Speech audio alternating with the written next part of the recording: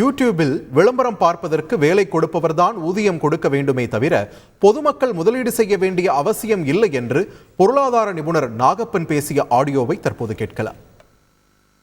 எல்லாமே மக்களுக்கு இன்னைக்கு இருக்கக்கூடிய ஒரு விலைவாசி ஏற்றம் அதை ஈடு கட்டுறதுக்கு அதிகப்படியான செலவுகளை சந்திக்கிறதுக்காக கூடுதலான வருமானம் தேவைப்படுது அப்படிங்கும் பொழுது அதற்கான ஒரு வழிமுறைகளை பார்க்கும் பொழுது ஒரு குறுக்கு வழி அல்லது சீக்கிரமாக அதை அடையக்கூடிய இந்த மாதிரி விஷயங்களை அவங்க பாக்குறாங்க.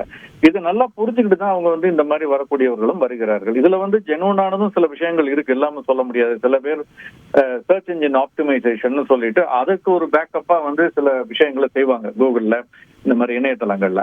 பட் அதோட இதை லிங்க் பண்ணிட்டு நம்புற மாதிரி தான் ஒரு விஷயங்களை அவங்க கொண்டு வரும் பொழுதுதான் மக்கள் இதுல நம்பி மாட்டிக்கிறாங்க. நம்ம பார்க்க வேண்டியது என்னன்னா, அடிப்படையில் இந்த மாதிரி விஷயங்கள் நமக்கு ஒரு வேலைன்னு கொடுத்து நமக்கு ஒரு வருமானம் வரும் பொழுது நம்ம அதுக்கு எதுக்கு பணம் கட்டணும்?